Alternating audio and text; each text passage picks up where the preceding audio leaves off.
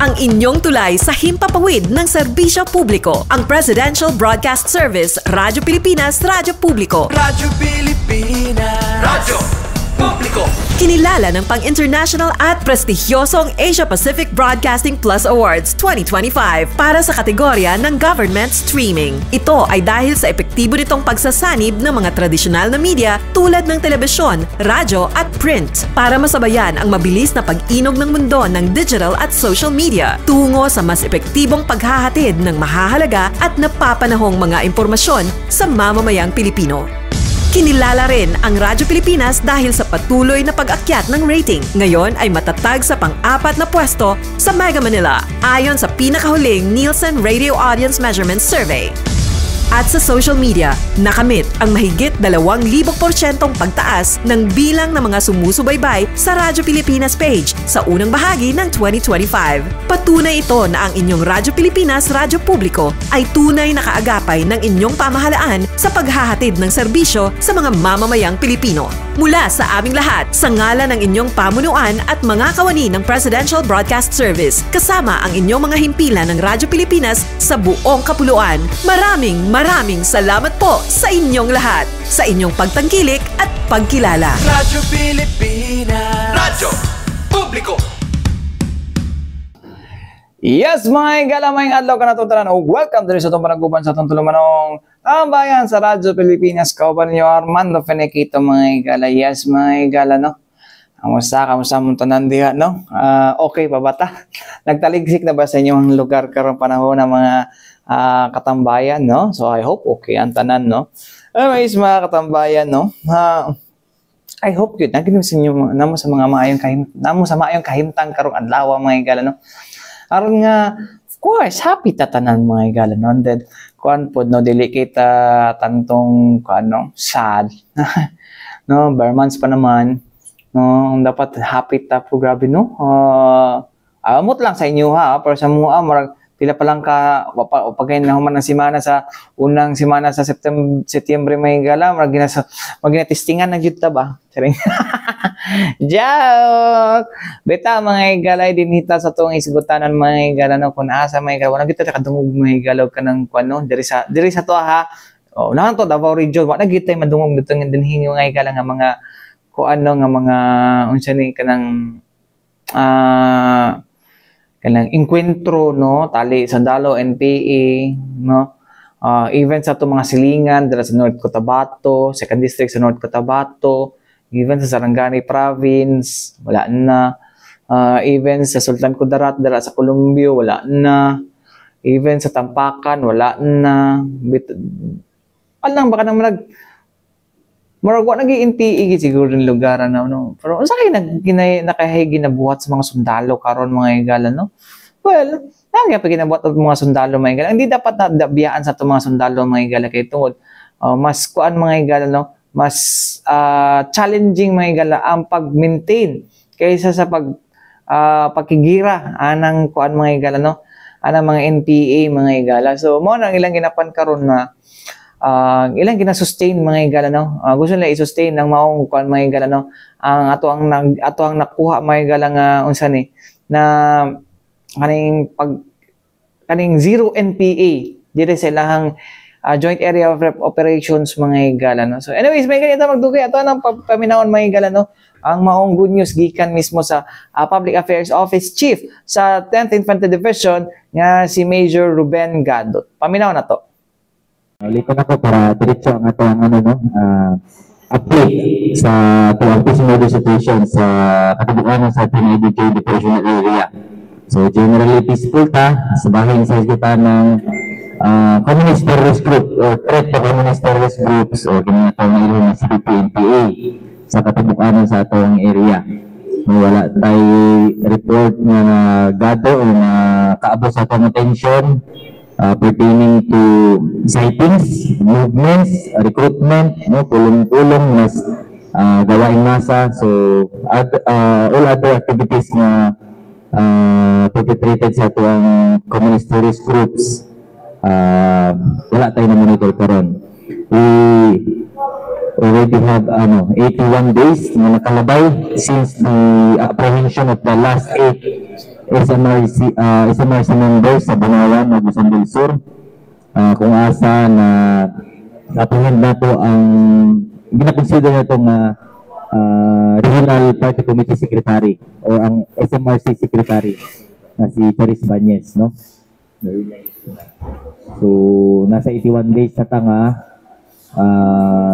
walay confronted threat.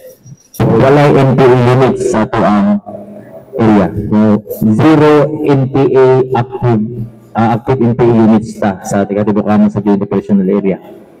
So, pangitlawan ako gamay sa mga wala pa kayo nakamemorize no sa ato ang ginatawag na Joint Operational Area kay for the information of everybody, dili lang Region 11 ang area sa NID, no, na siya area sa Region 12 actually, no, kaning sa Sarangani Province, 4 ka munisipyo, Malapatan, Glan, Malapatan, Alabel ug Malungon, then sa 2nd District sa North Cotabato, then Colombia, Sultan Kudarat ug Tampakan, South Cotabato, muna siya sa Region 12 areas.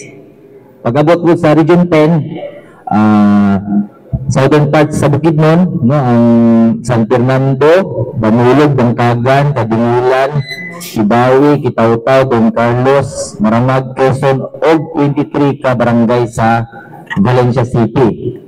Then pag-abot po diri sa Caraga Region, naadra ang Bislig, Tagbina, Hinatuan, Lingig o part sa Barobo sa Surigao del Sur, and Bunawan, Rosario, Trento, Loreto, Santa Josefa, Beruela, 9 barangays of San Francisco o 2 barangays sa Lapas of Agusan del Sur. O ang katibukanan sa Region 11. All other areas na dili na siya area sa PNID. So kung natay mga pagkatong ipangin na mga areas o natay mga untoward incidents or CPG related ng mga incidents, pwede pa mo ano sa ito, mo kalabit sa ito sa 10ID. So, continue, no, aside sa zero NPA pa, ang division karon, of course, coming from the directive from the higher headquarters, since na-achieve naman ginato ang total defeat sa Southern Mindanao Regional Committee and even Far South Mindanao Region ng mga NPA units dito sa South, sa atong area, ang total defeat na-achieve na ginato, nag-focus na karon sa sustainment operation, and at the same time, dati transition magiging atong term, but territorial defense operation ang atong ginahisgutan karon or external security operation. Currently, ang latest campaign na to is talking about comprehensive archipelagic defense operation or CADO. So, combined ang effort ani na totally pakiting ang atong effort sa ISO or internal security operation, but simultaneously natin mga efforts in terms of ISO external security operation. Sa iskutan ng ISO, nagpabili ng ato ang mga pang-sustain ng mga activities, mostly mga civil military operation. So mag-update lang po kamay sa ato ang mga figures sa atong activities. Of course, bago pa na nadakpan tong last nga remnants, naka-conduct pa og 284 ka combat sustainment operation, 35,264 ka checkpoint operations, and 26,919 patrol-based operation, and SIPSO 21,878 no, critical infrastructure investment project support operation ang meaning sa SIPSO, meaning kanang mga flagship project sa gobyerno and even sa mga private entity na naay direct contribution sa ato ang nasod, gina-secure na to ni siya SIPSO natay mga tropa diha. And also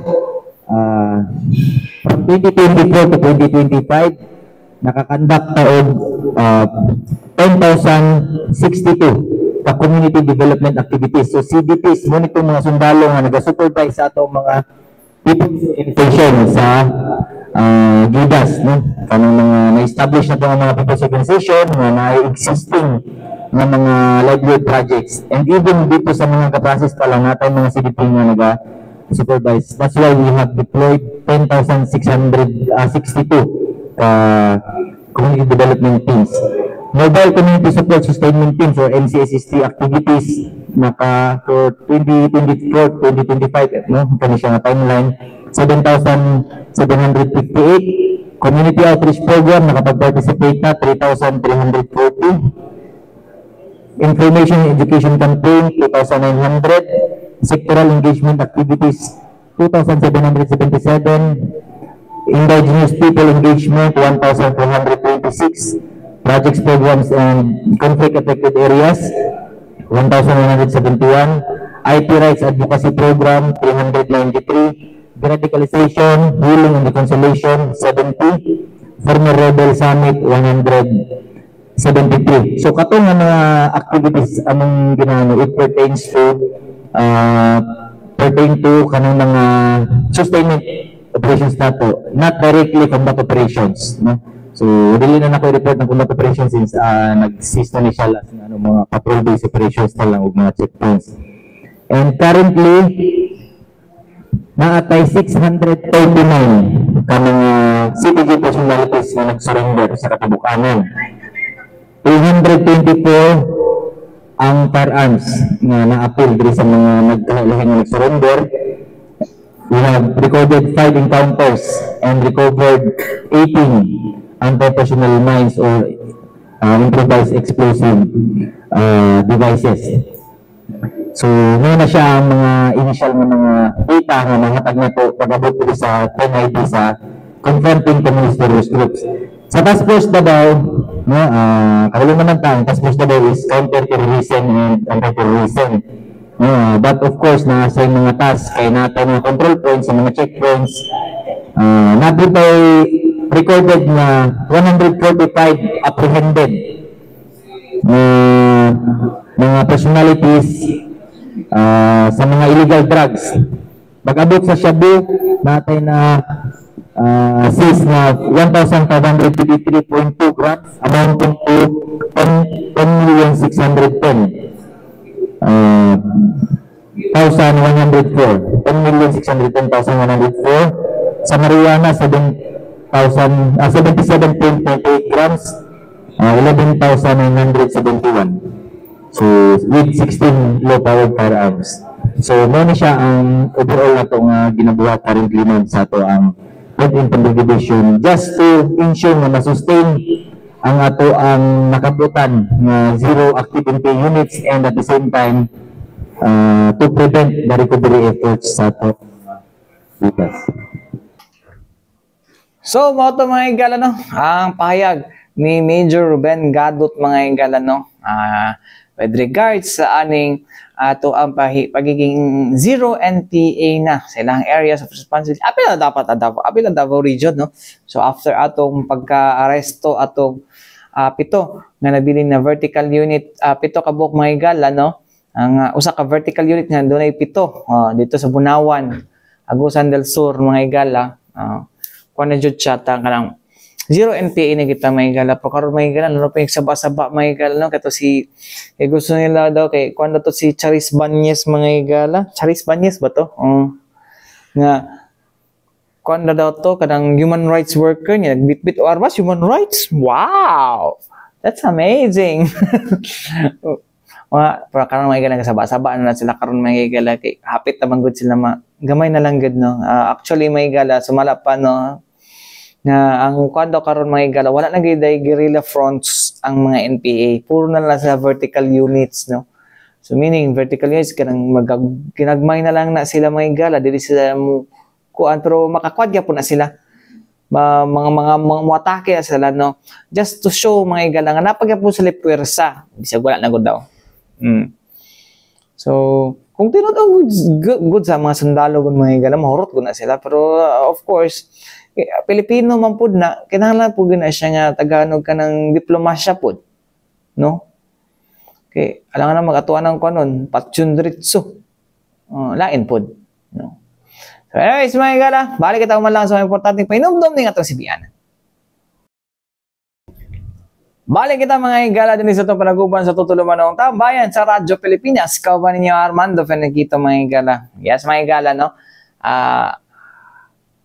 kaya po pa dahil ng istoryahan ni mga gala na kay magminut mangut kayo sa kan ba nindot kay sa dunggan paminawon mga gala kana maingon ta nga wala na NPA din no, even wala na recruitment, no, although nagya po yung mga kuan, nagya po yung mga grupo mga gala nga nagasimpatya sila mga gala pero grupo lang man, no, dili man to sa itong mga NPA mismo mga gala, so kanra ay ganang po minawa na NPA deres ko ano kay kung mahinumduman nato no tong baguhan pa ko sa media mga gala kana pakibato grabe ka baga ang NPA na mga gala, and even ako hindi man sa ako nag-uban-uban may ka ng NPA release sa una may gala no nadara si former President Duterte mga gala mo na nagalukat anang mga ginatawag nila nga prisoners of war nga nasa rin madakpan makapture ng mga soldado mo na ilang ginakuano nga ipalukat no so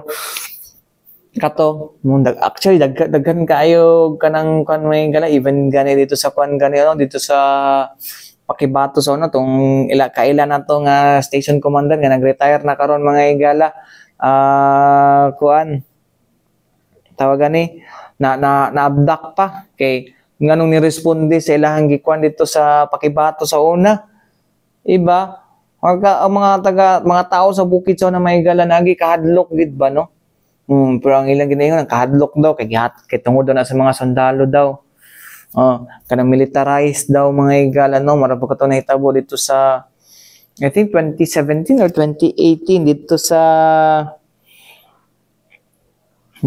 sa Talaingod no nag-rescue daw sila pero ang kuan kikidnap gi-abduct di daw mo bitaw na nga natula na convict na sila sa lower court sila katong dating ACT Teachers Party List na si Representative Franz Castro di ba nga ilang ginakon ito kay ila daw gi-rescue kay militarized nga mga tao dito makigduha pa mga sundalo atong panahon na makigduha basketball di ba paunsa man militarize ang community ang mo tilahang kuan sa unang mga igala no militarisasyon mao gid na mga igala so ambot lang kakaron mga igala no kung usa kay kuan nang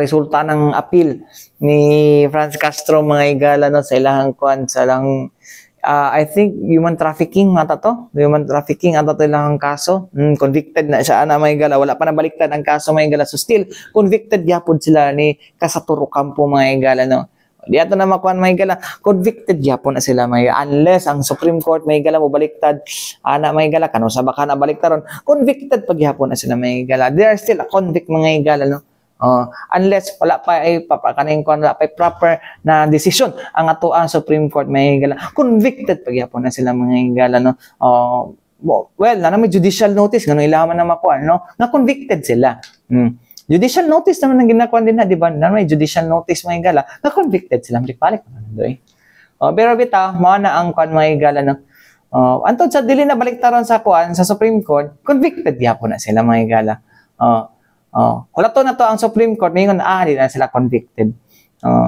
pero di sila convict mga igala kuan na sa ex-convict charing joke lang good no so anyways mga igala padayon na tong kuan mga igala padayon na tong paminahon mga igala ang good news mga igala no sa tuang 10th Infantry Division mga igala pinaagi sila ang kuan mga igala no of course balik ko na to paminahon mga igala Major Ruben Garot ang hepe sa 10th ID Public Affairs Office. Paminaw na to.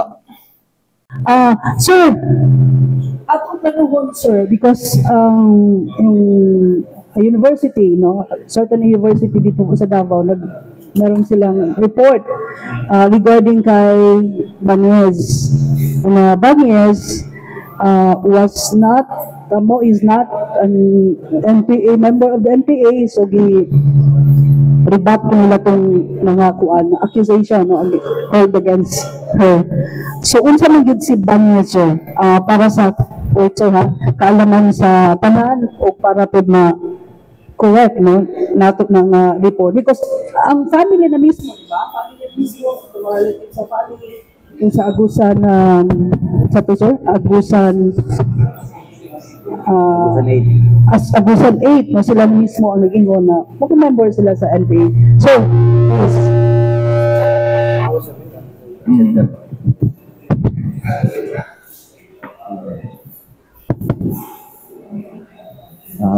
course, man, atong tingin ani is aside sa national existing warrant directly relating na-file case sa kining mga CPG atrocities, di na ito mga deny, no? Dili na mahatag ang mga docket number, but definitely na sila yung mga kaso. No? At the same time, natay mga former rebels na dati na nilang mga kauban po, no? Dili na po kinahanglan na mag-istorya nga ako mismo personality ang naging intention no, naadra sila kamarikit, no? Si Miss Allen J. Ramos na naging nakauban niya na dito sa sulod, no? Ug uban pa nga mga ano. Then kauban niya during that time nga nadakpan mga NPA po, labi na to si Kapam, no? Si Luvin Erika Espina nga si Marikit gihapon ang nagtagbo sa NPA dili sa parte sa boundary sa Marilog ug sa Kitaw-Taw. And even ang parents ang mother ni Pam is member ng Hands of Our Children, no, may advocacy sa mga para sa mga ginikanan ng nawadag mga anak kay nag-NPA. So all other things nag-ingon NPA siya, and yet we are just considering one organization, one person na naging dili, but all the facts and evidence surrounding sa case nila, even sa situation kung ano nadakpan sila, nag-ingon pa ng mga NPA sila. So, since nadakpan naman sila, na sila mga kaso, we cannot compromise the merit of the case, kaya pwede pa magkaroon of ma-violate na ito ang sub-judice rule. Na sila enough time o ilang katibok oras na nabilin, pwede nila dipinsahan na dito sa korte na dili siya NPA. So, dili nila madipinsahan, so we leave that to the jurisdiction of the court. No? So, muna itong matubag, ma'am. Thank you, sir. I will leave the floor for question. Ako si Mike and then Grace. Sir, yung reaction ninyo sa news article sa ating news. Reaction ninyo, pagkabasa ninyo sa article, katong i-release. Ano man, public mo siya? Yes, bilibag din siya. Actually, sila all matters na nag-react no? Kay we just do our job, no? Na facilitate na to ang tabang pa sa pag-facilitate sa ilang pagdakop. O dili na sila ang una o ang pipila, no? Daghan. Tanang gid halos, madakpan na to. Ang una gid nila, ingon nga dili sila NPA. Kabalo na ganita nga si Lubin, no, Erika Espina is NPA gid siya. Kay ang commander mismo nga nag-surrender nga si Marikit, ang nag-receive sa iya nga NPA siya. But kung sa ang ilang statement pang naa sila sa press run nga i-relay sa ilang parents, ang parents ni si Ma'am Luisa Espina nag-ingon, no, sa ato nga even nadakpan na sila, ang gagawa sa baba nila is we are dili sila NPA, they are human rights advocates. So pag-abot sa reaction, dili na may bago sa mga sir, kay every time nga na mga aning case yun, gid na ilang mga linyata, even sa ilang parents nga kausap na ka dugay na kanila nakita nga kabalo po yung parents nga nag-NPA, kabalo na ta nga nag-NPA, kabalo ang mga former rebels NPA, nadakpan na tungod sa isa ka action sa NPA, and yet ilang ginahing gapon dili ni NPA human rights advocates, dili na may exhaust ang anong resources sa anong efforts sa mga anak ng mga alibay nila. Again, sila time nga i-depensahan nilang claim sa proper venue, which is the court, kung nasa lang mga existing mga kaso. Sir, basta lang, mga benefits at mga level attorneys, musta na sir, sa pa'y mga wala pa na hatag, data lang sa data. Yes, sa data, makahatag pa kami about sa mga veterans, Region 11 to be specific, no? Sa tanganon. For calendar year 2016 to 2025, naataw 1,798 ka CPG members na nag-surrender and 851 ka milisyang bayan. So, bahagi na siya kalan, gusto lang ako irit-irit na prod nga lahi ang normal nga NPA, regular nga NPA sa Milisyang Bayan. Milisyang Bayan is was organized by the SPL or sanganang partido sa lokalidad nga nagatindog as defense unit sa NPA, no, or mga armed units na sila na civilian na magamit sa regular members of the NPA, regular NPA units pag-abot sa mga military actions like ambush.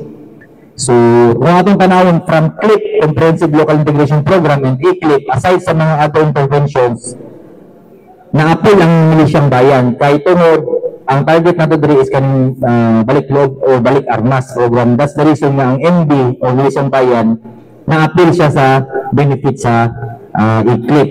No? So, kay tungod kay na siya capability na mag-process of firearm. Then, out of 1,798 plus 851 ka Milisyang Bayan, we only have 246 pending benefits na wala nang hatag sa ato ang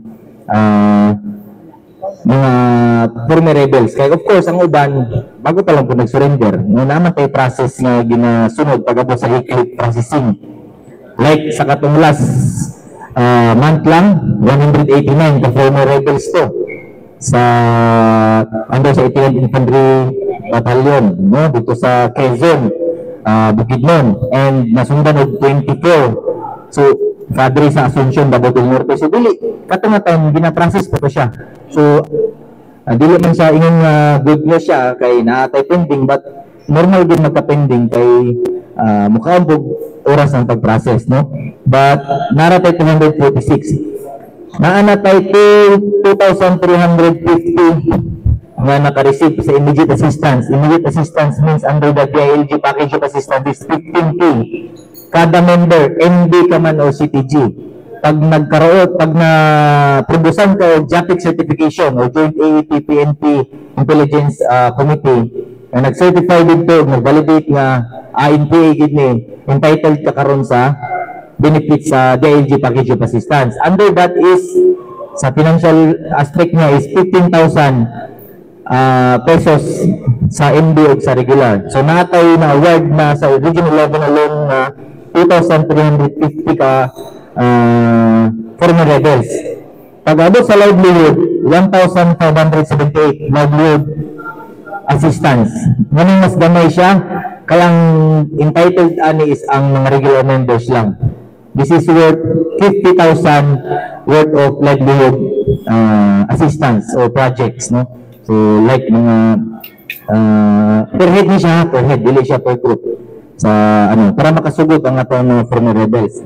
And na-approve by 449 ka para ang remuneration. Mas gamay gid ang figure sa para ang remuneration kay taas kay ni siya proseso binagyan, no? Sa ballistics, macro-etching, investigahan pa ang sila saan na siya na gamit ng mga crimes. So ibalik pa na siya.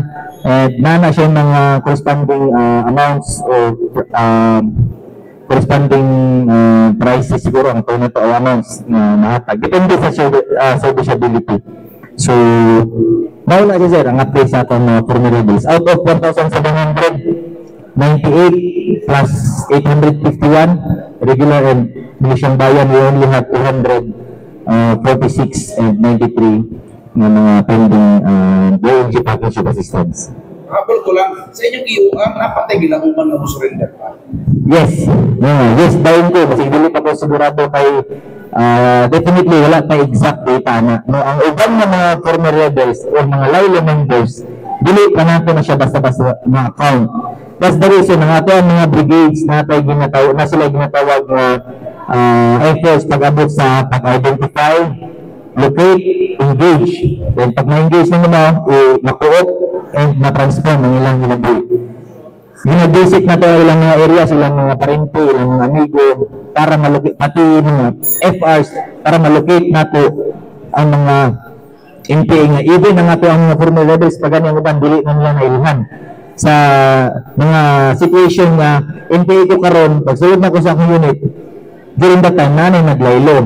Nagtago na, it's either na isala, na disciplinary action sa iyong NPA unit, or manganak o other reasons na dili na siya active, maglaylo siya. Ang iba na to na FRs, wala na sila nailhan.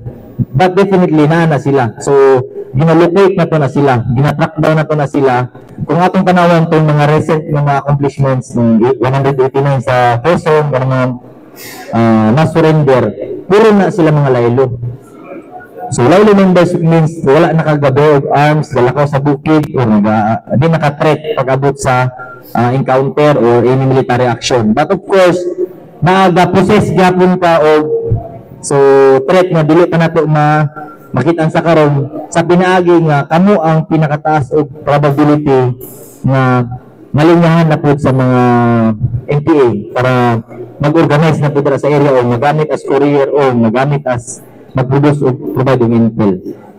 Diri man na siya nga NPA manggikan sa SMRC o sa mga silingan ng mga NPA. So, ang importante ang mga FRs na kinahanglan malocate na to sila.